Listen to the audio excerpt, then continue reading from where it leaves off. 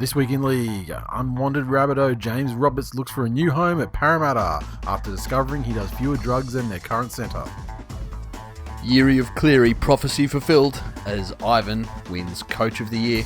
The Dally M's set to be renamed the David M's, as criteria for winning is apparently to be the best performer in a garbage team. Plus, we look ahead to all the action for the 2020 NRL Grand Final. All that and more this week in league.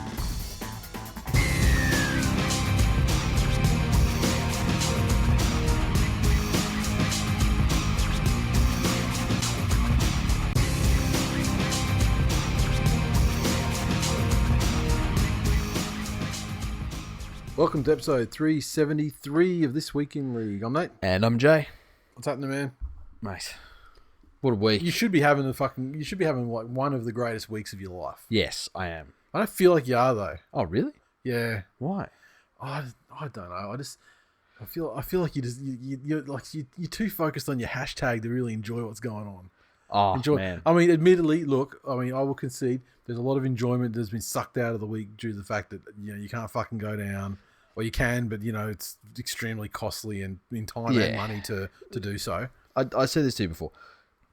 I have had COVID relatively easy compared to a great swath of the population. Mm-hmm. And the issues that I have are annoyances, not ultimate actual first world cuntings. problem. So Penrith make the grand final, and it's the year that I can't go to Sydney. Yep. So, little things like that. Yep. But, man, I'm loving every minute of this. The team has more than lived up to not only expectations, but... Well, exceeded them by far. Yeah, exactly. Yeah. So, the fact that everyone in that team seems to be there for the team. You've got a lot of other clubs at the moment with talk of people coming off contract and wanting to go to this, and their cunt agents are leaking that, there's other clubs are circling. Yep. Other clubs are circling. To be fair, I think that sort of talk happens after the game's finished as well. As far as distraction-free lead-ups to game, you'd be crazy to try and pull that shit, before the game. We'll tell that to Jerome Hughes. Well, he's manager anyway. Yeah, exactly that. Yeah. But having said that, I don't think there's even anything to the Jerome Hughes thing either. It's just no. And I guess maybe it's a COVID thing, but there's just doesn't seem to be as much, I don't know, fanfare or the festivities around it are just very very much diluted.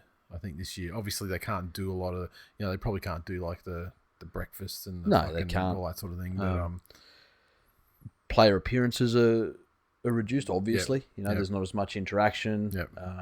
They can't have people in the same place at the same time. Which, to be honest, for the actual teams competing, and it's fucking literally the best case scenario. Yeah, program. that's it. Like zero distraction week is great. Yeah, spot on. I'm enjoying being a part of the community, the small community of great Panthers fans. Yeah. Majority of whom reside in our Facebook group. Yeah. How many? Just as a related question to that though, how many fans of this is a question for every single listener. How many fans of a team, doesn't matter who you go for, who hand on their heart can say that they love their fucking fan base? Yeah, no one. No one. Yeah. No, I fucking hate Manly fans. But here's the With thing. the exception of about fucking 4 or 5 people. Yeah. It also and even the ones I comes like, down. On social media though, they drive me fucking crazy with the shit they carry on with.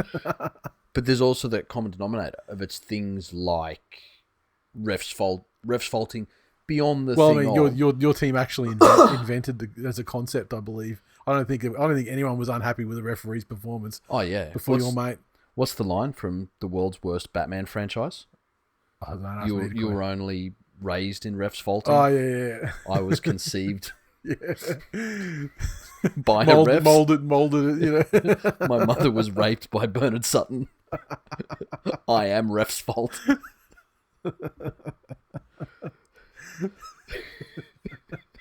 Yeah. Does that explain that guy? Oh, I don't know. I don't really want to get into it. Oh, really? Yeah. Fair enough. Just one for the real ones. Just saying. Refs folding originated Fuck yeah. in the 44. in the Penrith at the foot of the Blue Mountains. Yes, it did. Then that's an indisputable fact. Mm. But yeah. Look, let's start talking about the news. The Dally M's took place earlier in the week, and it wasn't exactly a thrilling Dally M count given what transpired before the ceremony went to air. Yep. But Jack Whiten has won the 2020 Dally M medal, narrowly defeating Clint Gutherson and Nathan Cleary, and he polled 26 votes, 1 ahead of Gutherson, 2 ahead of Cleary, and becoming the first Raiders player to win the Dally M medal since Laurie Daly in 1995. A great year, a great couple of years for Jack Whiten, to be honest. One of the exclusive club of, Clive Churchill winners in a losing side in the grand final last year. Yep.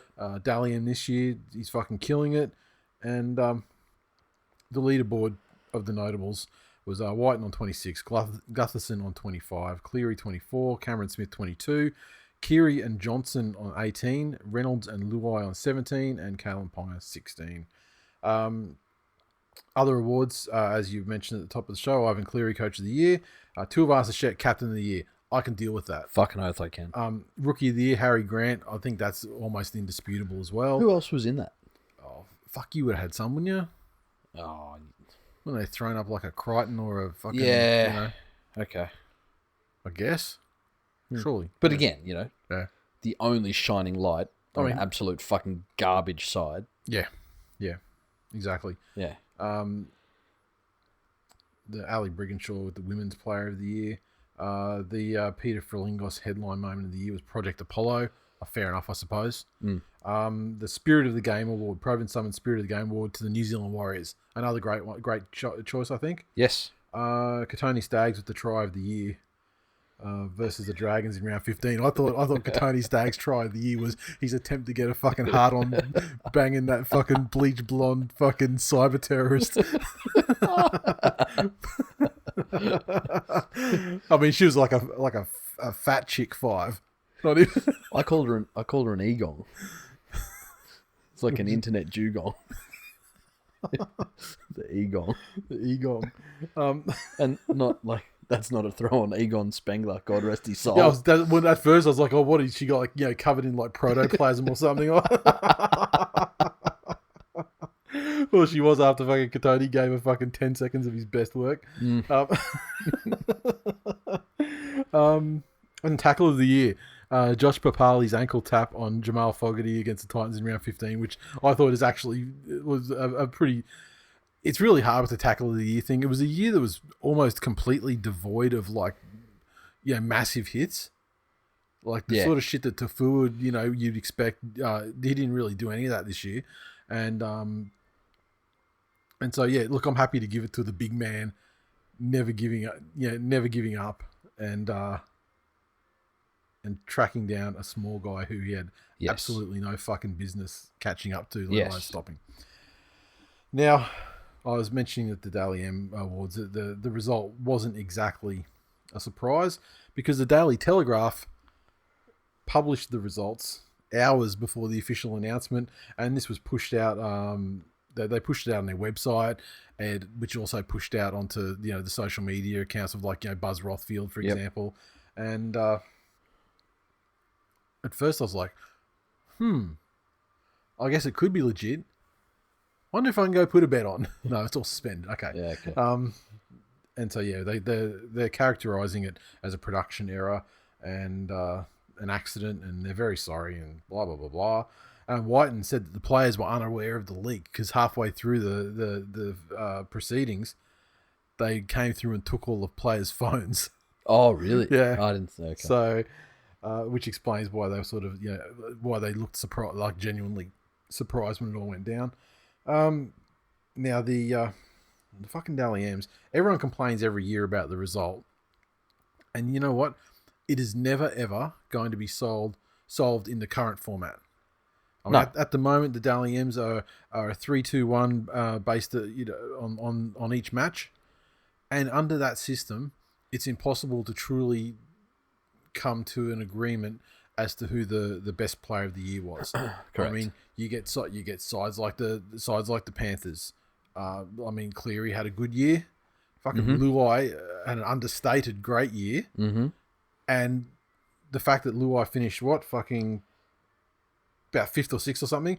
But, I mean, he had 17 points, of which a certain percentage of those would have been cannibalised off Cleary. That's it. You know, which would have prevented him from getting the ultimate. And again, Luai didn't play the full year. Yeah, Burton was in that position for it was only a couple of weeks, a good chunk at the beginning. Yeah. But it's the same thing. Like, if DC and Turbo are playing at the same time, total cannibalisation of points, which is astonishing that Cameron Smith won last year and polled very high again this year, because he's in a similar. I mean, he has been in a similar situation, probably less so the last couple of years, but for those guys, like when it's Slater versus Cronk versus fucking Smith for a Dally M, game on, game in, game out, correct. Those guys are cannibalising points off each other. Whereas at the moment, he's in that fortuitous position where he's the last big name left. Yeah. And so every Storm win, his involvement is probably a little overstated. When this year, and this was a surprise to me, but in those matches where they didn't have him, I remember in the previews, we went in and went, well, it's Melbourne and no Cameron Smith, so that means they're going to be well below where they need to be. The machine rolled on, probably better than it ever has without a member of the big three there. Admittedly, they do have the greatest fucking hooker depth probably in the history of rugby league at the moment. I mean, assuming that even though Harry Grant wasn't there, I mean, he was on their books. There's 3 legitimate starting hookers in the one club, which is fucking crazy. That's the first issue with the Dally M's, of course. The second issue is you've got the Gronks that are actually assigning the 3-2-1s, and with the whole last year, was it, with the whole Ruin Sims business? Didn't watch the game. Yeah. So how often is that happening? How qualified are the people assessing it? Yeah. And now there's a talk of rectifying the issue with the 3-2-1 and the cannibalisation of points is by grading all the players in a game on a score of 1 to 10. Great in theory, but who is assigning the points? Same. If it's the same people as the 3-2-1 people, I still don't trust that shit. And it seems to me that the people who are assigning the votes do appear to be very guided and influenced by outside narratives, as is the case of the final round. Yeah, where Gutherson got 0 points, I think. And he only needed 1 to tie or 2 to win. Yeah. He got 0 points with fucking, was it 4 tries? Or something, fucking something stupid. Whiten got sin-binned and fucking, and did 2/5 of fuck all. Yeah. And I think he got 3 points for that game. Just fucking crazy. Exactly. So, look, It's also how shit happens where people like Nofaluma are in contention. And again, I'm dead serious. I'm not running at him out of irony or because I got some fucking Pasco thing here. Yeah. The cunt cannot defend. Yep. The cunt cannot be part of a proper defensive structure and keep it for 80 minutes. Yep. Can score tries, which as Darius Boyd's origin record builds a career out of. Yeah. That's it. Anyone can. And so when the Tigers are having a struggle year, when they've got chops and changes everywhere on the field, the guy who just happens to be at the end of the simplest and who doesn't get dropped at any point. Well, what's the first play you're taught when you start getting taught plays? It's a cutout pass where you cut out the centre. Yep. That is the first play that you run when you're probably in under sevens. Yep. When you start that, when you stop like running forward in a huddle. Yeah. Or get the ball, run backwards 10 meters and around everyone. Around everyone else, yeah. That's legitimately the first play you learn. Technically, it's a wraparound. Wrap yourself around. Yeah. And every kid's mobbing the play of the ball because every kid wants to be the one to pick up the ball from dummy half and do that run. The other thing is, the fucking biases involved here are ridiculous. Yep. Obviously. You got people like Greg Alexander who are voting on it. Yep. He sits on the fucking board at Penrith. Yeah. Now, the sport is always going to be as such in its current guise that you are going to have people that play those dual roles, that have roles within a club somewhere and then also have a presence in the media. Or even if they don't have a role at the club. I mean, let's say, they used to play for a club and they're still fucking Like, could you imagine like Fatty Vorton assigning Dally M points on a fucking Manly game? Yeah. I mean, or a fucking State of Origin game, like like that's you know, it. you just like there are people that wear their shit. They're not hiding it. No, not at all. At all. But this is the thing. I'm not saying it's a hidden agenda. Yeah. I'd much prefer it that it goes to, the people that decide the Dally M's, the coaches, and the, who do you want to say the captain of each club? No, fuck that. You know what? The thing I want is I want every game to be watched like a match review committee situation by the same people every week. Yeah. So every player's been judged on the same internal merit. And I don't want what is an official NRL record that goes into the fucking history books controlled by the fucking Daily Telegraph. Yeah. Yeah. Essentially, that's all it is. Yeah. It is the Daily Telegraph journos choosing a narrative that suits them. Yep. Those are the people that get it. Yep. No? Yeah. So, but like ideally, all you need to do is fix it. I mean, like, I'm happy to go to the 10-point must system. Fucking do it 5. I don't care. But don't make it a 5, 4, 3, 2, 1. Make it every player's rated out of 5. Every player's rated out of 5. Can be multiple correct. 5s. Can be on both sides of the field. Yep. Have it judged by a consistent panel that is exactly the same for every game, every week. Because you know what you also see then? Yeah. Is wonderful things like Isaiah Yeo being in contention for Dally M. Yep. Because the motherfucker would have gotten 4s every single fucking game. Yep. Every single game. Well, maybe 3s. I think Luai's fucking, Luai. Appy, Luai, they're sharing the 4s most of the time, right? Occasional 5s. You can have multiple 4s. Oh, well, yes, fair enough too, yeah. Well, but then there's a cry. Okay, so then it's like, I guess the next thing is like, what's a 4? What like 5 has to be like, man of the match-ish performance, right? And then... but the thing is, there's only one man of the match award. But you could, there are times when you're like, fuck, I don't know who it was. They're 5s. You got them. Okay, they're 2 5. Yeah, 4. Yeah. But look, as long as they fucking decide what as long as the committee have their criteria, they decide on it and they stick to it for every single game, every single week. At least you're going to get some sort of semblance. That's it. Of consistency in the result at the end. And they might not get the exact right result, but I mean, you're certainly not going to see these public situations where... What was it last year? Luke Brooks was halfback of the year. Yeah. Like, in what fucking universe? There was nothing that egregious this year. Yeah. Except for that last round thing was such fucking... I mean, that's when it really blows up, when you can objectively look at 2 games and 2 players. One gets maximum points, one gets 0 points, and their performances are... Maybe neither of them deserved the 3, but they certainly didn't deserve to be the way they panned out. But looking at it, and I'm just going back to the actual Dally M's. Oh, there you go. Sam Burgess is still a cunt, allegedly. If you were building a team and you could recruit anyone you wanted. Mm-hmm. So I'm just going, where are we? We're close.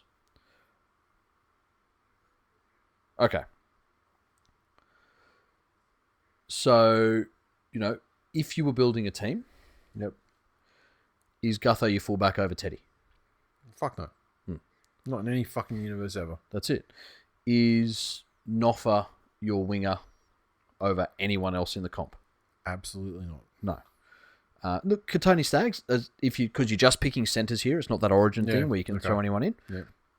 Yeah. Staggs and Crichton. Yeah, I mean, Staggs has got a touch of the Noffers in defence as well. Certainly does.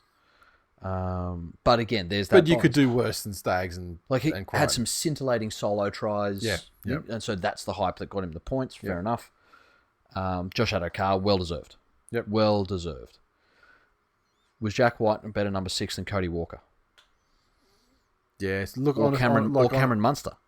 Yeah, honestly, or Jerome Luai. You'd be happy with any of them. Exactly. You know what I mean? But I've got no problem with him being first because, I mean, I feel like that was probably a close thing. And I'm biased because I fucking love the way Jack Whiten plays the game. Yeah. Like, he's that big fucking get out of my way. Yep.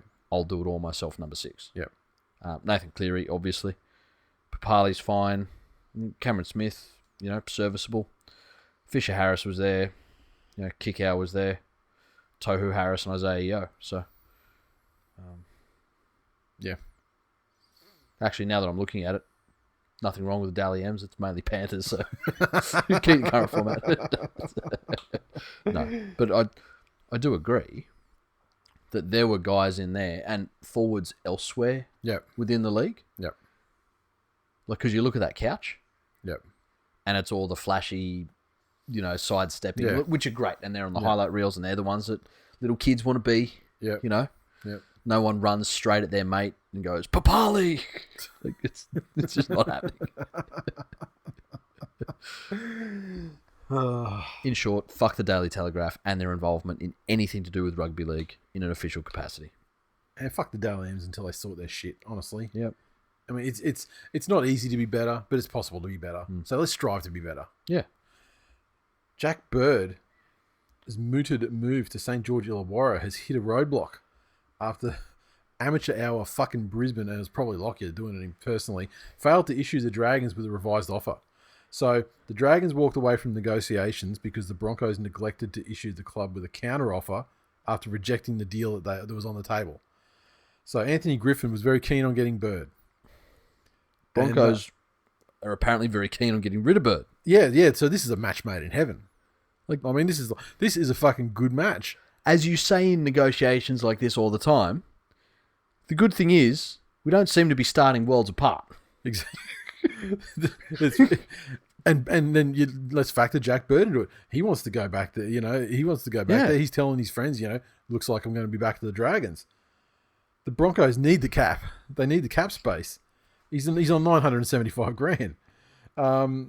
So the Dragons offered up a figure which is believed to be around $675,000. So they're footing all bar $300,000. The Broncos laughed at them allegedly. Are they picking him up as a lock? Is that what I read? Fuck if I know. They did this. I don't know what they want to do with him. 675 is not a disrespectful offer for someone that hasn't played football in 2 years. No, and coming off an ACL and played 17 games in 3 years, and so I think that's a fair offer, and you know what? That's an offer that Jack Bird would be delighted to accept. Correct. Problem is he's on $975 at the Broncos, and so they basically laughed at the offer and never sent back a revised offer, a counter offer. So it looks like they're going to be stuck with him. He doesn't want to be there. They don't want him there. Dragons want him, and can't get him because once again, Broncos at the top. Can't business good. Yeah, fucking hopeless. That's just a legit collapse. Yeah. Of not only business etiquette, but protocol. Yeah. Well, I mean, the fact that if they laughed at, if they laughed at the initial offer, right then, just a cunt side not to be done, not to conduct business. Exactly. I mean, they were perfectly in their rights to say, look, we were hoping to get more of that freight off our books. Yes. So can you bring it up? What about what's $775? And here's the thing: St. George, St. George aren't going in and going, "This is us maximum. This is our final offer, $675. Take it or leave it." Yep. St. George are in the position of strength. Mm-hmm. They're the ones that say, "Look, we would like to have him, yes. However, based on his market value at the moment, we're not going to offer you lots because you've overpaid for him. Yeah. We like him as a footballer. We believe this is his value." Now, if they'd have gone in and said, "Hey, we'll give you $450,000," yes, laugh Fair at enough. that. Yeah. Fucking laugh at that. Yeah. But I think even that's close to overs for a guy who's, very sadly proven to be a little bit biscuity. Massive, the worst kind too. Like something happens in the preseason, never takes a field. Again. That year. And it's even like when did he fuck himself last year? Like was it Magic Round? Was it that game? Was it? It was around. I think it was. Then. He was starting to come good around then. I think, and fucked himself. Then boom, never returns again. Gone. So, look, I think 675 is very fucking fair. I mean, and the Broncos clearly not thinking what they could do with that 675. They're more thinking about what they can't do with 300 on there. But, and just as a tangentially related story, you notice that all the talk about Fox, it's like, dogs, maybe Souths. Yep. No Tigers in there at all anymore. Yeah. Yeah. Because of their, because of their fucking ridiculous, assertion that retaining Noffa was more important than attaining Fox. Jesus Christ, yeah. Finally, the final news story here, which is kind of puzzling to me. The Eels are reportedly considering luring former player Bevan French back to the club to play fullback. With Clint Gutherson set to shift to centre. Oh, God. The Eels are in secret talks and closing in on a deal to bring the previously unwanted French flyer back to Parramatta for 2021. So this is... Okay, so we were talking about the top of the show when we were talking about Jet to the Eels. So this is to basically move into the left centre position in replacement of Michael Jennings. Mm. And... for starters, why would you move positions for Gutherson? I mean, he's not my first choice fullback in a world where fucking like Teddies and Turbos and whatnot exist. Of course not. But he's not a fucking total piece of shit either. Yeah, no, not at all. And the thing is, was Bevan French like this amazing player the Eels were fucking gutted to lose? When did that happen? When was he the top fucking 10 fullbacks? Yeah. Yeah, at all. When does he come back into a club and displace the captain who's had by and large a great season? Yeah. Am I fucking especially am I misremembering Bevan French's career? It's not like Gutho is a centre and he's going to get pushed out to the wing or he's going to move into the second row. Yeah. Something. Yeah. But why would you have who is the person who's by far your best player on the field at any given time and say, we would like you to touch the ball less. Yeah. We would like your involvement to be lower. We're gonna move you to the potentially probably the lowest involvement position on the field in the 2020 game. Yeah. Yeah. Fuck. It's bullshit, and I would love to hear what Eels fans think about it. Because I don't remember Bevan French being any good. And again, as you just alluded to, you have Josh Adokar, who is a winger. Yep. And again, by our admissions, not a fullback. Yep. Wouldn't he be better as fullback than Bevan French? Yeah. And actively looking, you've got to be able to fit him into your cap, admittedly. Yep. But yeah. Jesus, Parramatta. Eels fans, explain this. Fuck. Please. Yeah. What are we missing?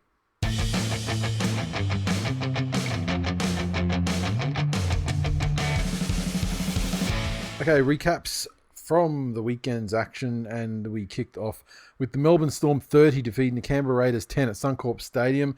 The Storm tries to Jesse Bromwich, Ryan Pappenhausen, Sulasi Vunivalu, Olam Finucane, Smith 4 of 5 conversions and a penalty. The Raiders 2 tries to Kotrick and 1 conversion from 2 attempts to Jared Croker. What a start. Potentially the most dominant opening to a finals game in like the last X many years. Yep. Unbelievable. What was it about? Was it in the first 10 minutes they got those 3 tries in? Yeah. And absolutely destroyed the Raiders, blew them off the park. It was over at that point. Well and truly over. They went up again. I mean, the Raiders got themselves some consolation before the half to make it look a little bit more possible. And while the second half had large passages of Canberra dominating and just pressing the general flow of the action, I honestly think the Storm just fucking like, okay, we're in. Yeah. Now let's just not concede any points or concede as few points as we can. Yes. But at the same time, let's not fucking bust any hamstrings. Let's not, before next week. Let's not 2015 Broncos this. Yeah, but yeah, let's not. The match is won. Yeah. With the likes of Hughes and Smith, controlling things, I think we can reasonably protect an 18-point lead, and they ultimately did extend that lead. Yeah. Very often we talk about gears, yep. referring to teams as they come into the last part of the year and into the finals. Yep. And the Melbourne Storm have forever been one of those teams that have another gear. Yep. They can just click and just go up a little bit. And I feel like that was the case in this game where Melbourne went, oh, okay, prelim final. Yep. Click. And they went into that prelim final gear. And Canberra was still just in, scrappy finals mode. Yep. And just were in no way prepared for what they did. The difference has been that Melbourne make you fucking pay for mistakes. You cannot make them. Yeah. Or you cannot make them to the extent that Canberra did, where Canberra did. Yep.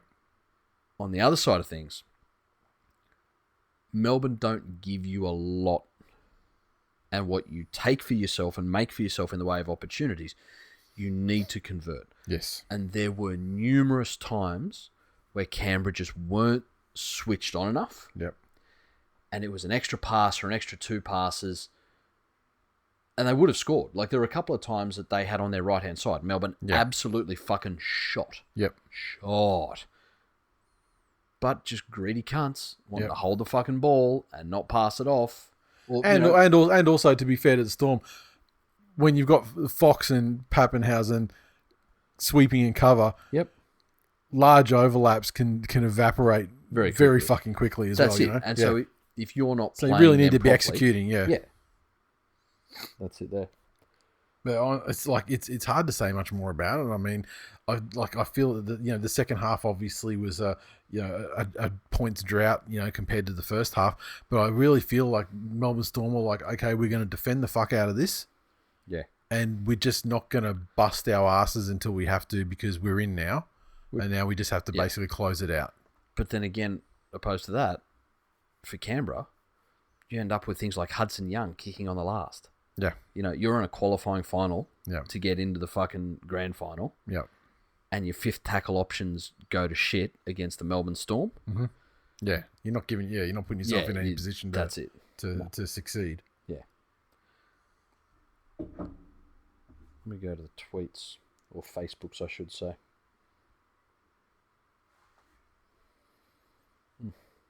Well, I'll tell you the other thing. Sully's little fake out. Yeah. Hey, I'll tell you another thing about him. This is like his swan song year from rugby league. Mm. But I feel like, some of the low life grub shit, I feel like he's kind of on his best behavior now to finish things on a nice note. And it seems like the mistakes and shit, like in the penalties, like that. He's sort of rubbed that out over the course of this year. There was a time there where he was almost what you would characterize as a fucking liability. Yeah, no, but you're this not year, wrong. attacking wise, it's back. Very sound, defensively and under the high ball and things like that. He doesn't often make a mistake. Yep. I think he's doing a great job. He's also, I think, calmed down. Yeah. A little bit, and I don't know what that has to do with this being his last year. No, maybe. Is this his last year or is it next year? This is last year. Swan song. Oh, it's going to be sad. But yeah, you're right. He seems to have stopped a little. I could see what he was trying to do. But I mean, it's also a great thing for the Storm as well because there's one or two penalties a game that they're simply not conceding now. Yeah, exactly.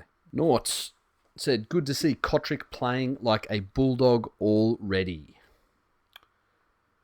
Sam the Warden said, I'd be very pissed off if I was a Raiders right winger. Fuck me dead if the ball got to him on 2 or 3 occasions. They'd likely have scored. Fucking exactly.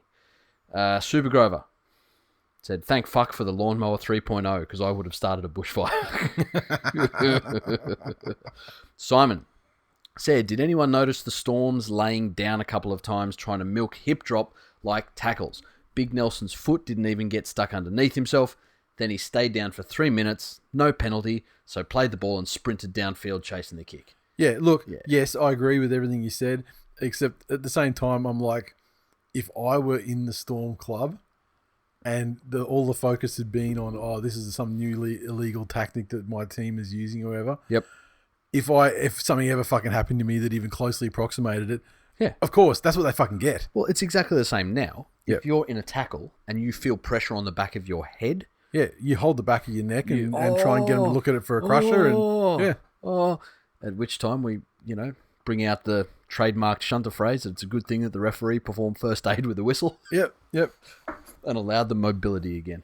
Yeah, exactly. Look, I'm a big fan of gamesmanship and things like that, and so am I. To me, that crosses a line, though. Yeah, and I'd prefer, right, that if a player stays down, and this was a suggestion, I think it was Giannis or someone raised last week. Sub him off with doesn't count as a sub. It does count as an interchange. Well, if it's a crusher, because that's dealing with your spine, you must go off and be assessed. Yep. If you believe that you have had an injury to your neck, that's spine. Yep. Fuck off. Yeah. Cost you an interchange, but fuck off. Unless a penalty's given, in which case you can have a free interchange just like an HIA because it's a penalty. Yeah. But if somebody is down and they're holding their ankle, you've got the fucking camera, the eye in the sky, they review it. Yep. Was it a fucking hip drop? Yes. No. They just tell the referee. Yeah. And the referee blows a penalty or not. Yep. Well, that's what they're kind of doing though. True. Now they stop the game. Yeah. So you must get up, you must leave the field, and you're out of play for the next set because you have to re-enter the field. Yeah. Later on. Just stop the fucking faking soccer shit. Ben said, what can you say? Melbourne were fucking unbelievable in that opening 25, and that was it. Raiders left chasing too many points. Fuck 2020. Sam said, fuck this shit. Fuck you, Croker. You can score as many points as you want in reserve grade, you weak cunt. Who the fuck hired that cunt? And it's quite obvious Kotrick has his eyes on those rapist bulldog cunts. Fuck this shit. Hashtag fuck the Broncos. Hashtag fuck this. Sam. Some fucking sensational posting. I love the fucking passion, sir. That's it. That's it. All right, I'm just filling up my water. I thought there'd be more commentary on it. All right. Look, here's the thing. But by the very nature now, and I do love this, because they're game threads that get posted while the game's on, the majority of comments are about the game, not about the results of the game. Sure. Yeah. Okay. So makes sense. Okay. So moving on to the other game, the Panthers 20 defeat the Rabbitohs 16 at the ANZ Stadium. The Panthers 20 tries to Tyrone May, Dylan Edwards, Cleary with 3 conversions and a penalty goal. The Rabbits 16 tries to AJ, Dane Gagai, and Corey Allen. Reynolds 2 of 3 conversions. And this one was, you'd have to say, fairly, not lucky, but this one could have gone either way. Panthers didn't do themselves any favours. Not at all. Their handling was fucking atrocious. Yes, it was. For almost the entire game, or certainly, in the first half. To go in to a preliminary final and complete at 71%. Yeah. When it's been a hallmark of your football all year. Yeah, high completion. Yeah, and it's been, a lot of people have had this, I guess, as a criticism of Penrith, but I've been okay with it, that they spent a lot of time in attack and didn't get points to show for it all the time, or it took them a lot of sets or a lot of tackles in the opposition's 20 to get their points. That's all shit they're soaking up, though. And exactly. Like all shit you're not soaking up. Like, exactly. Yeah. And that's what they lacked in this game, and it was their own handling errors and silly mistakes that did it to them. Yep. And you remember they were playing a Rabbitohs side that was fairly down on troops as well. I mean, and I don't really necessarily count Latrell as that. I mean, obviously he's a great player, but he's been out for a little while. If you're gone for more than a month, but to have Campbell Gray, to literally have to change their centers, is at this late stage, especially when they're so reliant in attack, on the big backline sweeps. Yep. It's amazing. It's amazing that they did so well. And I mean, they were the better side for large swathes of this game as well. little bit of controversy with the when I say controversy, I mean controversy on the Facebook group. Talking about that fucking 40-20 thing. First thing, Reynolds, absolute fucking champion. What an idea, and what a fucking kick. Yeah. Like low, uncatchable, untouchable, unplayable 40-20 kick. Yep. He took a little bit of a stutter step and unluckily, touched the line. Why the fuck is there any debate? Yeah. His foot touched the line, end of. It was an amazing kick. It would have been a fucking brilliant moment for that 40-20. And it could have been a match-winning moment for the Rabbitohs. Yeah. I get all that. It's fucking great. And you want to see drama and you want to see shit, great. Yeah. But we don't fucking call back tries when a guy fucking steps on the sideline, unless it's a fucking 2010 Grand Final, of course. But like, apart from that one time, we don't. I mean, just we didn't award that fucking try. Who was that try? Was it the one with, was it Rapiner last week? When he jumped from outside the field to play to would have been one of the tries of the season, but we don't award it because we fucking wished it. Because of what we wished it was. And then just hearing this talk about the potential, like the thickness of you got the line and the red on the like, fucking. You know what? For that to matter, yeah.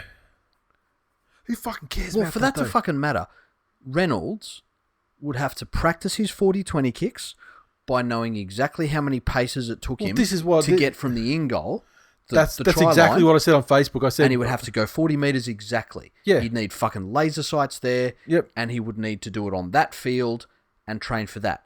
Well, you know what actually fucking happens? They train for it with a line in front of them. And they train for it by not stepping on the fucking line.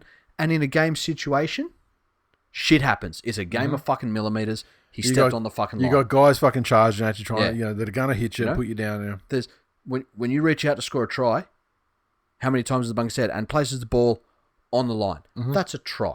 Yeah. It's not... We've actually reviewed it, and the groundsman fucked up, and there's 3 blades of grass that had paint on them. So technically, that's not part of the in-goal area. Yep. So it's on the line, but it's not a try. Yeah.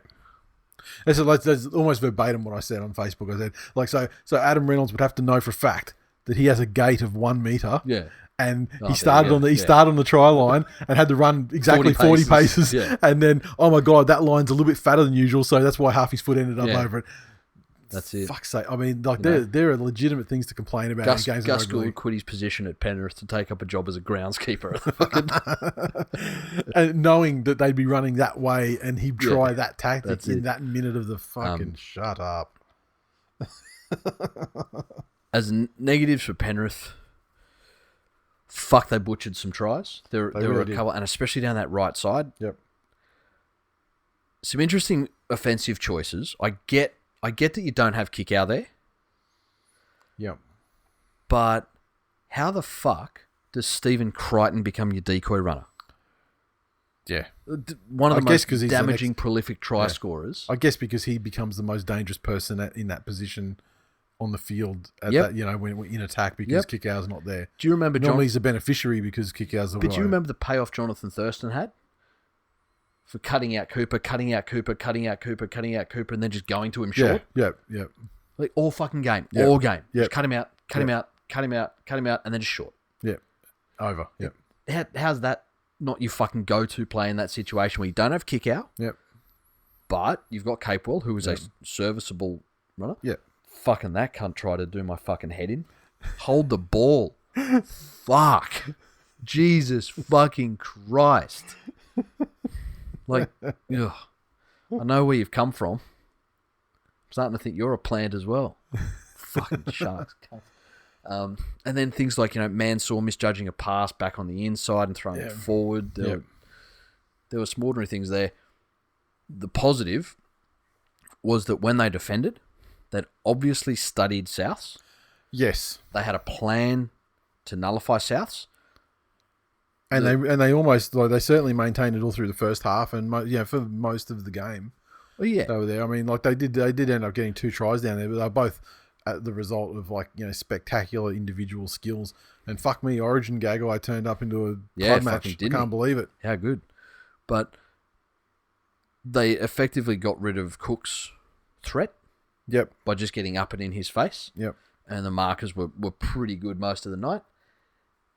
And it was as simple as, I've been touting all year, the scariest thing to me about Walker was how he pops up just out of fucking nowhere. Yep. All of a sudden, you set up to defend a play, and then fuck, there's another guy. Oh shit, it's Walker. Oh fuck, we're in trouble. Yep. But their MO just seemed to be, someone had their eye on him, and wherever he was, they stacked. Yep. And more like the best thing they did in defense is just they were awake to the attack down the left. Yeah. And they just cut it off. Yeah. Like before it could develop every time, or most times. That's it. Enough times. Again, going into a grand final, 13 errors, 27 missed tackles. That will lose you a grand final. Yeah. So needs to be tightened up. But again, hey, you can't really complain when one of your worst performances all year gets you into a grand final. Everyone in that team's a future immortal. The team of the next team. Kurt Capewell too? Oh, he's holding the position. But when the next team of the century is announced, it'll just be this team. What are the tweets? I can't wait. Darren said, don't support Penrith, but I think the whole NRL community can thank them. For at least 1 week, we don't have to hear about how Cook was a beach sprint champion. Bethany said, Souths have been punching above their weight so hard this year. It's a testament to Bennett's coaching ability that they even made it to this game, let alone kept it that close. Yes, that's very true. Hamish said it's right about now that a fishnet stocking wearing Pascoe, who is furiously wanking himself off, saying, fuck you, Ivan. Sharky Dave, my most favourite 44, said Souths need a plan B to crack Penrith. Cook isn't getting any lazy markers to get out and make meters, and Walker isn't getting space to work in. Panthers aren't playing well, but are defending everything Souths throw at them so far. Yes. Ian said, I fucking love how Cleary kicks into space rather than the robotic pre-programmed nonsense that the defending teams are drilled for. Shades of Thurston. That is 100% accurate as well. Shades of Thurston. Mm-hmm. Is that it? That's, again, look, heaps of comments on moments within the game. Yep. True.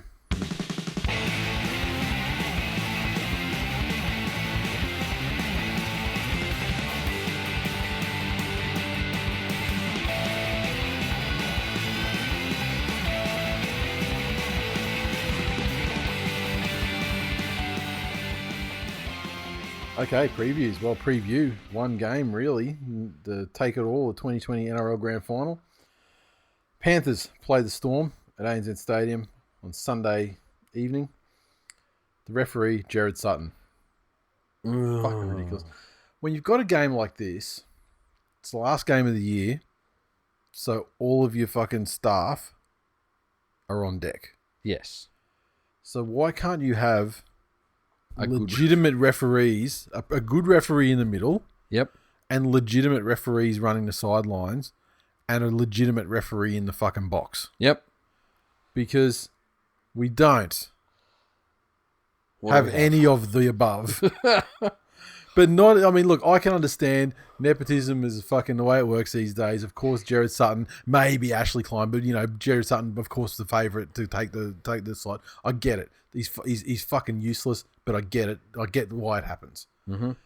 But why wouldn't you have one of your better referees in the video referee box or on the line? Yeah. Why? I don't fucking get it. Anyway. Kickout returns. Capewell goes to the bench. Mitch Kenny's out, and Kickout, of course, back in the 11. The Storm, no changes. Finucane retains his bench spot after a successful return last week. What a bench player. And Brenko Lee looks like he's got nothing to worry about there with the high tackle charge. Yep. Brenko Lee, how's his fucking defense? I got Brenko Lee and Jerome Hughes, two two players absolutely fucking born and molded in a scrap heap of the Gold Coast fucking Titans. Yes. Not born, but, spent their time there. That's it. Literally fucking careers ended Yeah. by that shit organisation playing a grand final, but also fucking like owning their positions. Like deserving to play in a grand final. Yeah. And here's the thing again. It's almost as if going to the Melbourne Storm is a fantastic short-term decision. Yep. But once they get you there, your only realistic career option is to stay there. You have these odd people like Josh Adokar, who is probably only being considered. Now, if he wanted to get out of Melbourne and say, I want to get out of Melbourne and I want to go somewhere in Sydney and I'll be a winger because I'm a fucking winger. I'm a representative winger and I will go and play wing for another club because my motivation is to get out of Melbourne, need to get back to Sydney for family reasons. I'd cop that.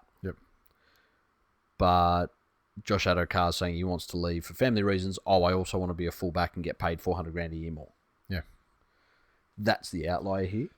But as we've gone over so many fucking times, who's left Melbourne and done well? Some, but not many. Inglis, but that's Inglis. Who else? Matt Orford. Dally M Premiership 2 years after. Did Israel fall out? How did he was successful. Matt Orford had one good season with Manly, which you could say was far more to do with team and the coach rather than him. He didn't have a stellar career after that. Yeah, but he was also fairly late in the career when he left too. It wasn't like But who else? Rookie. Adam Blair. I remember the stage where Adam Blair was the automatic selection for the All-Stars. Yeah, but he sort of had his ups and downs, hasn't he? I mean, then he was fucking garbage at the Tigers, absolute garbage. And then he had his moments at the Broncos. He was a hot mess at the Broncos. And he was loose unit at the Broncos, and he had his moments for the Warriors to bring it home at the end. But I wouldn't say stage would he be the first pick in a rep team. No, Tohu Harris has gone great since he left the Storm. He's been the same player, I think. Yep. I mean, obviously in a team that's not nearly as successful, but I think his personal performance has been great. But it's not like the automatic thing that happens. Okay, so let's look back at the history of the sides. The most recent encounters generally, well, it's probably easier to say that the Storm have only lost to the Panthers 3 times in the last 15 years. Correct. But looking at the last 5, Penrith got it 21-14 last game. Before that, the Storm had them 32-2. Before that, the Panthers were 22-16. Before that, the Storm were 28-6. And before that, 24-6. So the most recents are far more even. Looking at the long history, it's just the fortunes of both clubs. Melbourne have been a far more consistent premiership team. But let's look back to the previous meeting. This 21-14 win to the Panthers. This was in about round 6 this year, I think. Wasn't a lot from either team in this one. Panthers scored the go-ahead try with about 20 minutes to go, and from there on it was somewhat of a grind. Storm didn't have Jerome Hughes for that game, and Brandon Smith was named at prop for that game, which when you look back on it now is fucking hilarious. And the Storm were they weren't even in the middle; they were at the start of the period where we were like, wow. I would have thought they'd be one of the teams to adapt to the new regime of the 6 again and whatnot. Yeah, that's it. Easier than most, but holy wow. Wow, I am stunned and surprised that they are not adapting at all. Yeah. And so it was really, I'm not going to say it was Storm at their worst, but it was definitely a Storm side that does not resemble. The Storm had improved more from that point. Absolutely. Yep. So it's, why will Penrith win this game? For Penrith to win this game, they need to pull out a close to flawless performance. Like they have a couple of times this year, so they have it in them. And it's their handling. It's their handling and it's their patience. They need to get into this game, set the tempo, at faster than Melbourne because, you saw what Melbourne did last week. Yeah. They came out and it was a fucking blitzkrieg. Yeah. They need to say, okay, we'll see your fucking blitzkrieg and raise you in Nagasaki. They need to come out and really set the tone. They need to set it with their defence. And they need to make the Storm fight for everything they get. Because one thing the Melbourne Storm don't seem great at is changing plans on the fly when they're in an uncomfortable situation. Yeah, but at the same time, they don't often need to. I mean, they're also very happy to just go into their shell and patiently wait until they've turned the game around the way they want it to be. I think maybe Storm teams of the past. I think this Storm team has a little bit more frustration in them. Maybe. Look, Jerome Hughes is not going to Cooper Cronk them out of trouble. Cooper Cronk was that guy who was, okay, that's fine. We'll absorb, and I'll just keep putting the ball straight in the corner. Yeah. And we'll just chip away at you. We'll chip and we'll chip and we'll chip. Jerome Hughes, I don't think he's that guy. There's obviously still Cameron Smith. Still got Cameron Munster and Cameron Smith who and can even, pull his and fucking even Pappy who can do, that sort of stuff. Yep. But, like you saw earlier in the year, if they really get in and stop Melbourne's go forward, I think it frustrates those guys enough. They need to play one of those games where they're patient with possession and put pressure on them. It's something that's dropped out of their game for the last little while, mainly due to their handling. Yeah. But they haven't been just content to camp. To just be like, okay, we'll be down here. We'll be down here 3 sets, 4 sets. Mm-hmm. We might score a try, we might not. 3 sets, 4 sets, but then 5 minutes later, another raid. Yep, and we'll just camp down here. 3 sets, 4 sets. Yeah. And play the game at their pace. They really need. I think they really actually, rather than camping, they actually need to get payoff from all their chances, because I don't think they're going to get, a hell of a lot of chances. Correct. To be honest. And they also need to calm the fuck down. Yep. And really focus. You can't afford things like dropping the ball over the try line. Silly plays where you push a pass and the ball goes to ground and you lose possession. Yeah. Really take advantage. Yep. The Melbourne Storm have the advantage that the majority of that team's been there before. Yep. They know what the day's about. Even the younger ones are, still relatively experienced in that front. That's it. And they just need to go out there and do what they did to the Raiders if they are to win the game. That's how they win. Yeah. They want to go out. They want to force the Panthers into errors and put lots of pressure on them and have them chasing the whole game, where I feel that the young heads chasing points would be exactly where Melbourne want them to be. Yeah. Yep. Yep. And that's the thing about the Storm. I mean, like it doesn't. If they get off to a bad start, that doesn't matter. I mean, that's happened in the finals, and they've come back and won. Yep. Big.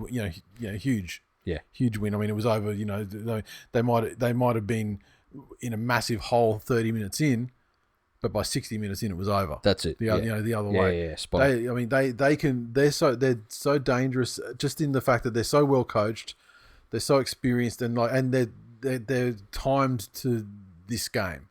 Like their tapering and everything is timed to this game. They expect to get to grand finals. They expect to win grand finals. Yeah. And this is just a regular day at the office. I mean, I think the lack of ceremony around the grand final week due to COVID is I think it helps Penrith with what one of their bigger problems would have been. Yes. Which is just all this shit just getting to the kids' heads. Yep. And so they can kind of shut a lot of that out. But when they're standing there under the bright lights and things start going against them and Storm just, start, turning the vice, that's when we'll see, just how, especially some of these guys that have been more suspect, like, like Nate and, like a great attacking weapon. Yeah. But he can be found out. That's it. And if that happens, I mean, especially when he's dealing with, Addo-Carr and fucking, and Pappy, on repeat, for the entire game. Yep. It's an interesting matchup. Melbourne have had a much easier run in the finals because they've been getting better and better each game. The Panthers are having a great season where they didn't play any good teams for quite a while. They came through and they scraped in against the Roosters. They've had another tough one here. They narrowly got through against the Rabbits. They've had a much more difficult course through the finals. Yeah, spot on. It's just good to have a grand final that appears to be like, anyone's game, and it's like you can make great arguments for both sides, which is not always the fucking case. No, not at all. Like for example, we had like that the 2017 one was just like fucking foregone conclusion. Spot on. Clive Churchill medal. It'll be given to Cameron Smith. The betting as of this afternoon when I had a look, Cameron Smith's $4 now. Yeah. Cleary $4.50. Pappy $9. Munster $11. Appy $15. Jerome Hughes $17. Kickout $21. And Luai $23. Now I'm not a fucking degenerate, so I'm not going to get sucked into this nonsense. However, Luai at 23 seems to be very good fucking value, because I know that there's the Clive Churchill is often played out on narrative, and so I guess the narrative will be that if the Panthers win, they'll give it to Cleary. If the Storm win, they'll give it to Cameron Smith, and if the Storm lose and Cameron Smith plays great, they'll give it to Cameron Smith. Yes. Anyway. So it's no surprise why they're $4 and $4.50, and the favourites by far. But I think kick out 21's fucking throwing your money in the bin though. Correct. And I mean he might storm onto a try and do some loose shit, but he's not going to be the best player on the fucking field. Not at all. Any game. And I think you and I talking about Luai as a potential makes sense. Yeah. Because we watch games. I mean, but I don't think there's any way I'm in the world. going to come out with the hot take. I don't think that fucking Nathan Cleary's game has improved very much at all in 2020. I think it's guys like To'o and fucking Luai and Isaiah Yeo. Like, it's those guys that have, as a whole, pushed everything up. I think Cleary's game has improved astronomically in terms of. I think it's just because he's some of the lesser lights in the team. They've improved astronomically, which has brought his level up, but not to the same level, not the same level of growth. You know what I mean? Yeah, no, I hear that. I think Luai is fucking so criminally fucking underrated. You carry on like the Isaiah Yeo shit, and then he had a good step the other day. But honestly, Jerome Luai is fucking so if Cleary's the most responsible for fucking Penrith's success this year, it's 50% to 45. I just feel like he's getting so little credit. See, yeah, what you're doing there is being a Daily Telegraph reporter. I'm actually not, because I don't work for the Daily Telegraph, I'm afraid. Okay, well, then you're worse. You're a wannabe Daily Telegraph reporter. I can assure you, I do not want to be a Daily Telegraph reporter. I said that's how you're behaving. I didn't say that's what you want, but that's what you're doing. You might not want it, Okay, if they want to pay me to not work. I might not want to get a boner in a strip club. It's happening. But Luai gets a lot of praise because everything he does is flashy. Everything he does is flashy, and the majority of the things you remember that he does are close to the try line. It's that youthful exuberance and speed and steps and little passes or raids down the short side. Whereas there's been a number of games where it's been Cleary's boot that, in a Cronk-like fashion, really got them out of trouble when they were in a territory battle. And so those are those things. It's almost like, the unsung prop forward. It's those things that Cleary does that have improved. And they're little things, and they've only improved marginally. Yeah, but that's a massive contributing factor to the season. I don't feel like that's ever really been a problem with his game, though. Yeah, it has been.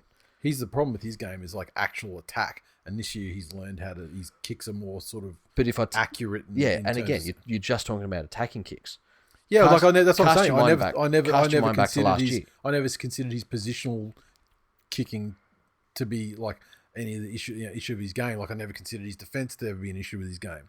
I know, and look, I'll give this to you because I know who you've got at 7 at Manly, so anyone else must seem magnificent. But I'll cast your mind back to last year when all he would do was put up those fucking stupid midfield bombs that only went 20 metres, and the opposition team was forever starting their sets on their fucking 40. Yeah, but they were more attacking kicks than that, though. They were just fucking... But he just... I know, but he doesn't do the bomb anymore. That's the thing. Now it's more... Now it's invariably a grubber. Yeah. Which is an improvement. Yeah, but I mean, I'm like kicking for grass from your own end and everything. I never found that to be a problem for him. Again, was never...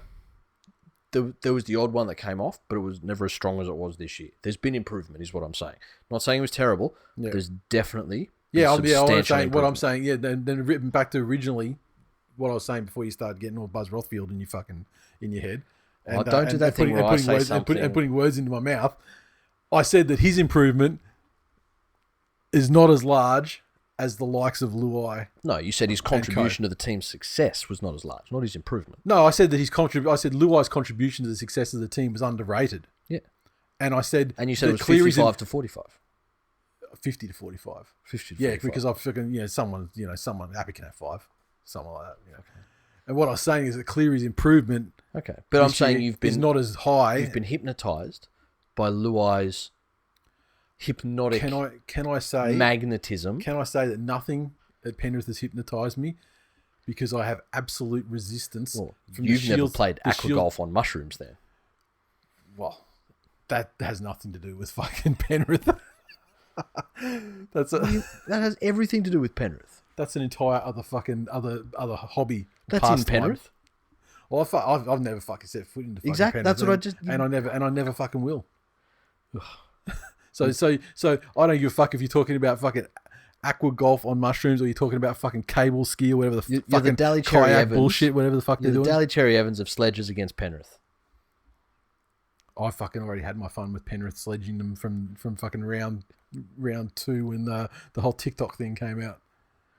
That was phenomenal. It was. Yes. Thank you. No, the TikTok thing. Yeah, well, it cost him a medallion, didn't it? No, they didn't dock him points. He didn't win any points for the 2 games he was suspended, though. Could have used them. That's true. Cost him a medallion, motherfucker. See? You got to listen. Now, you're going to say the Panthers are going to win 13 plus. No, 1 out of 12. What's and it'll the final be a score? clear field goal.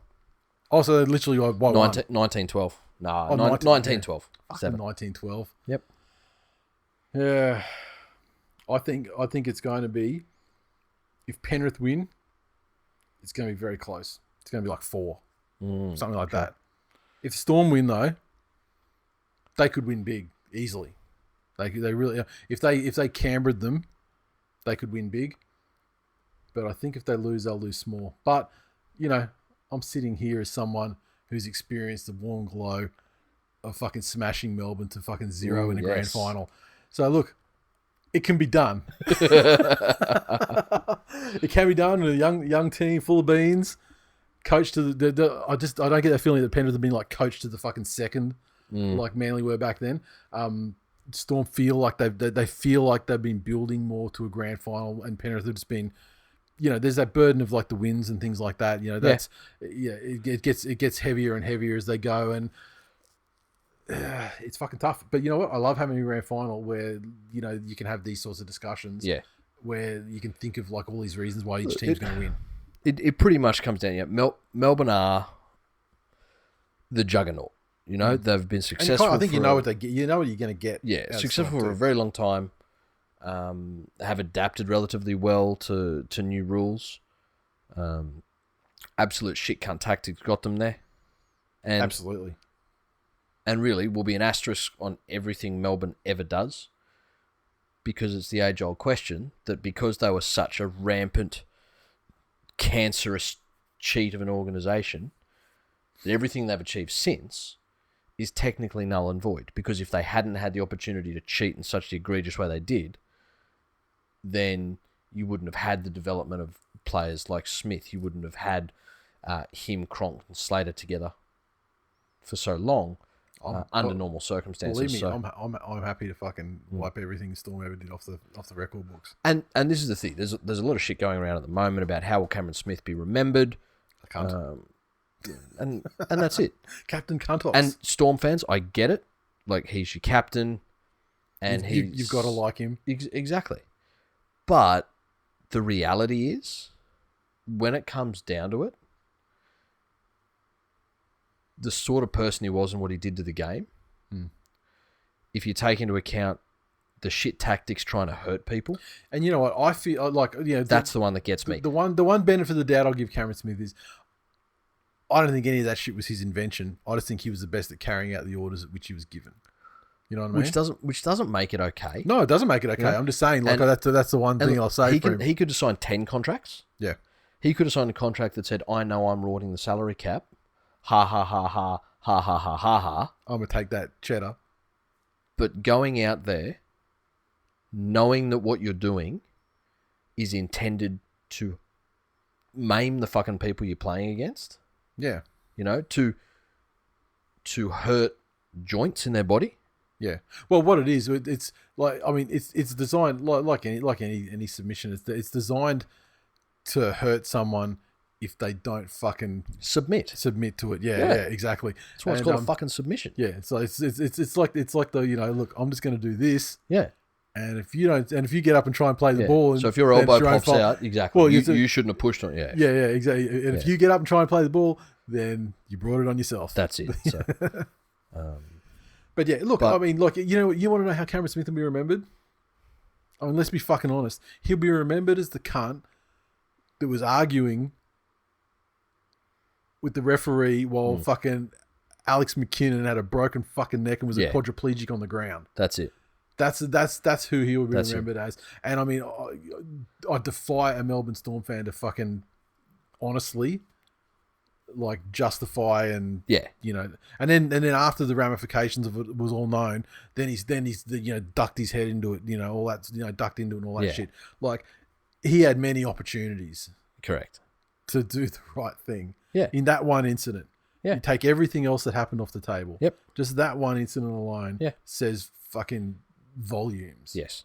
So, but the positive thing is, this is the beginning of something very special for Penrith. Yeah, I mean, look, I don't know if they're going to win this, but I think that there's certainly the window's still going to be there next year and the year after. I think if you look at all of the previous grand finals, take the last couple of years, as far as underdogs go, I think they are best positioned to come back, because it seems to be a very tough thing. It's obviously a massive thing to win after disappointment.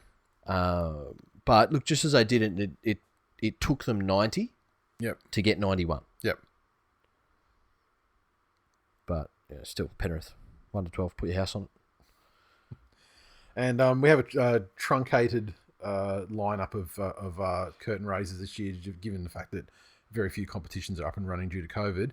The Broncos NRLW side will take on the Roosters, which is one of the things that highlights the insufficiency, or of the short round robin competition they have. It's a replay of last week's match, and so both teams didn't really submit their A lineups last week. There's a bit of ducks and drakes and fucking around with their lineups because the grand final was already locked in before they played.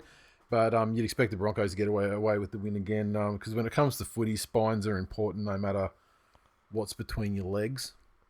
And Brigginshaw and Upton always seem to be a class above in the women's game. And especially when the Broncos can do things like pull your hair and fucking cripple you and face no repercussions. Well, they can pull your hair into a hip drop. Yeah. That's like some next level gangster shit. That's it. Fucking hell. But tremendous success for the Broncos women's system since their inception. And frankly, the Broncos men could do worse than play like girls, given the way they finished this year. Yes.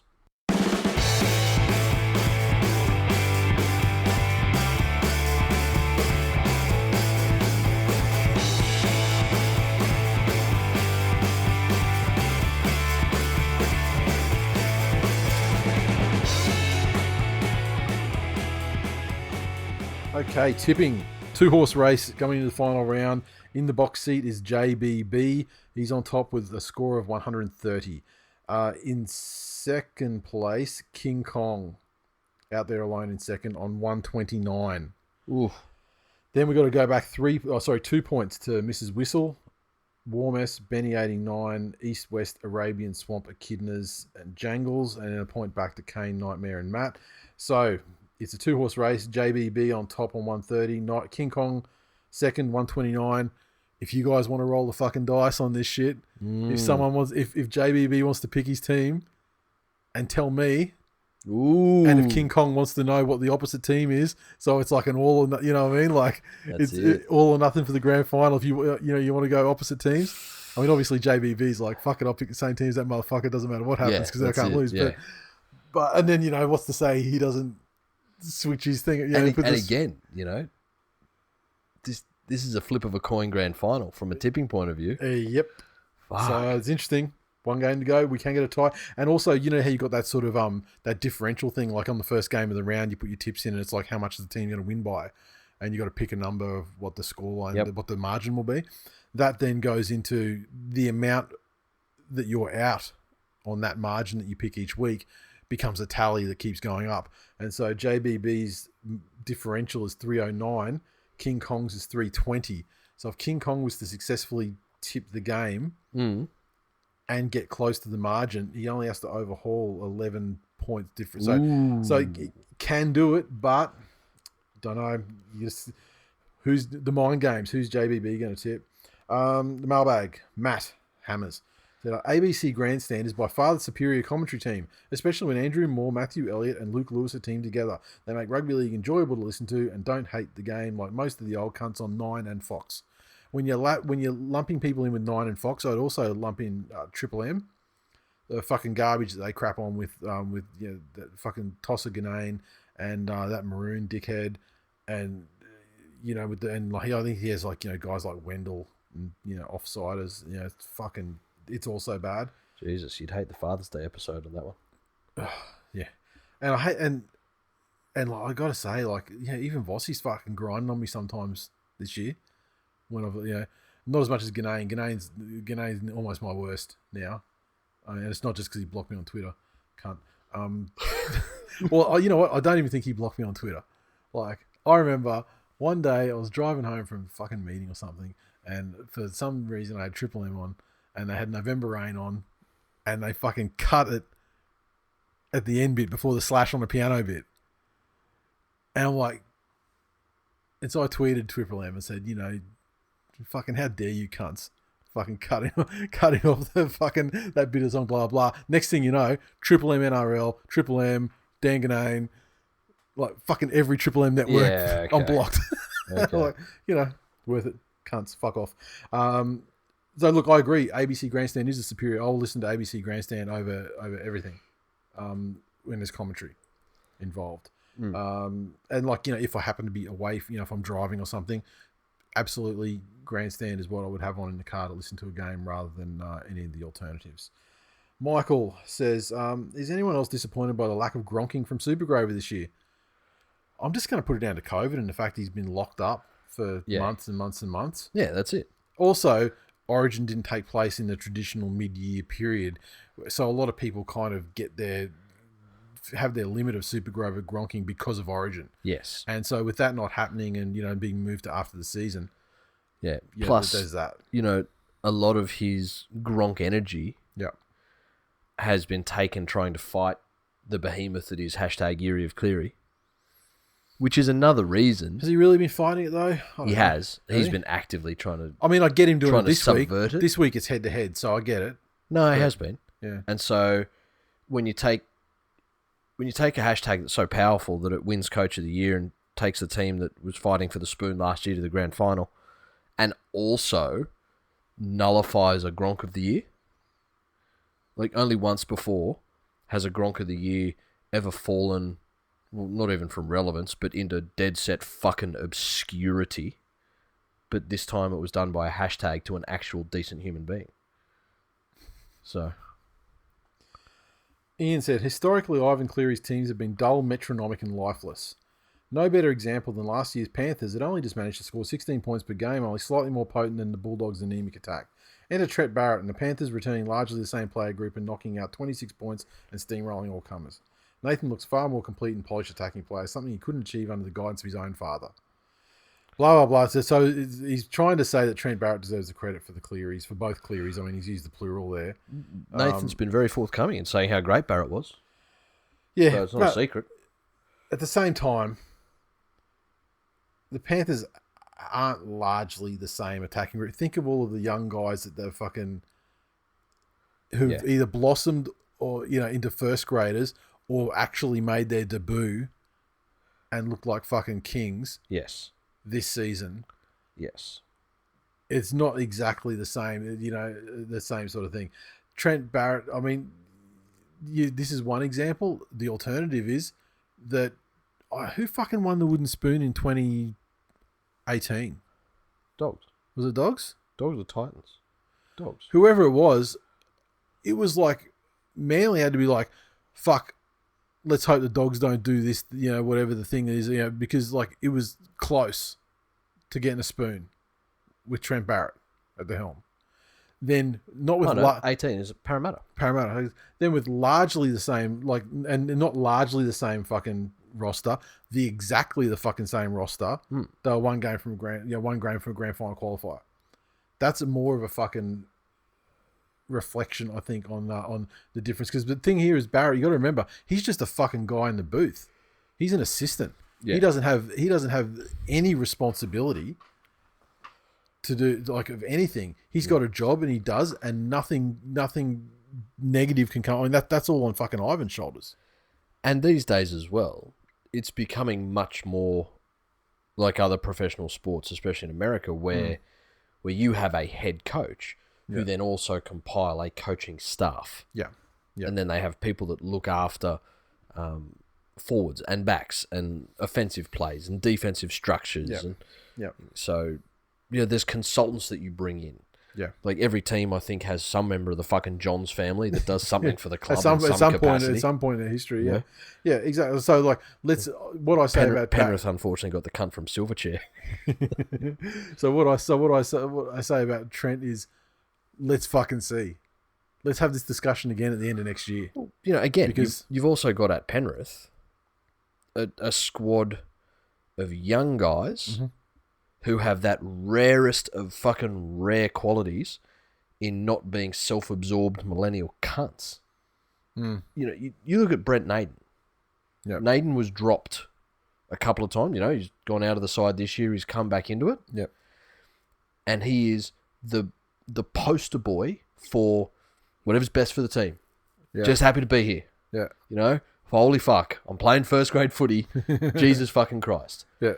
Whereas you translate that to the Bulldogs, and you've got everything from, young kids that really don't have anyone showing them the way to go, to guys who have had their representative career and don't really understand where they fit in the game anymore, who aren't all going to be as receptive to being taught new things or a new way of doing things. Yeah. So I don't, I'd love to see the Bulldogs fail. That's the other thing you've just reminded me as well when you talk about the young guys and everything.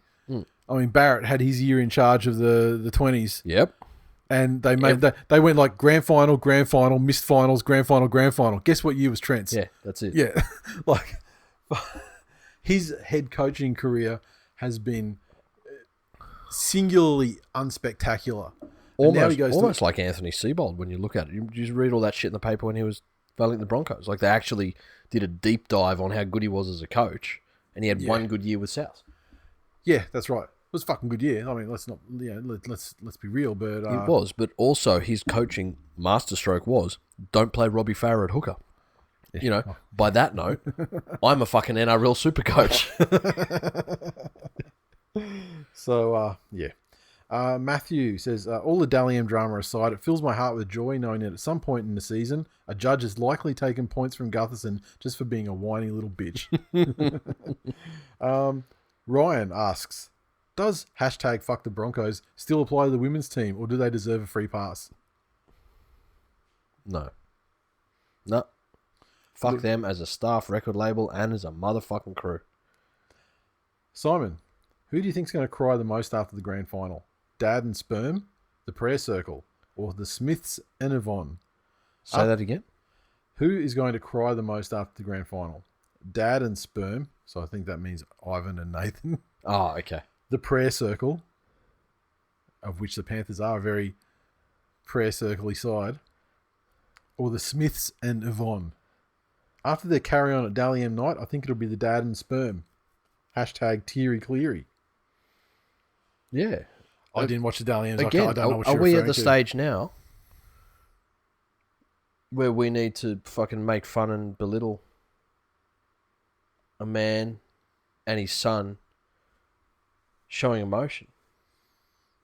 I'm almost certain that they kiss with like open mouth on the lips to this day.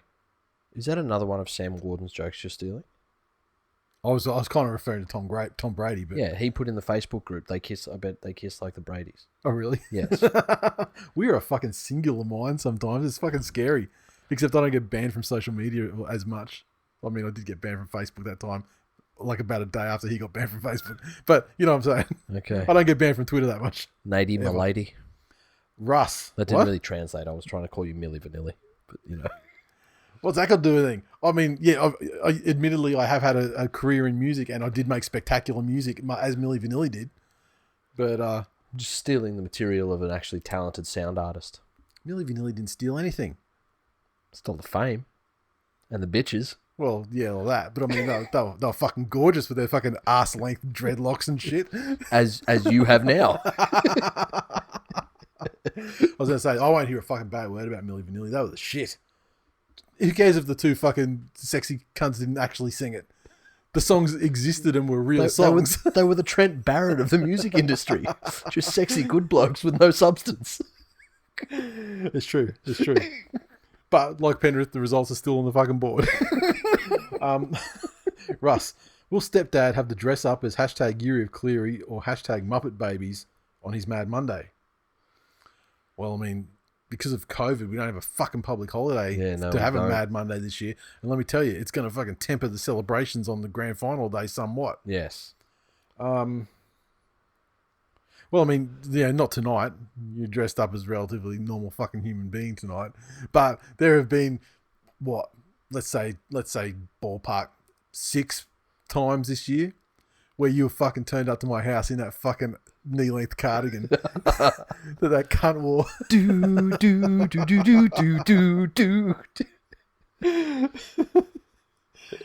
James, finally. Has anyone stood out for Gronk of the Year? It feels like there has been a drop-off and more of us are vying for the MVP.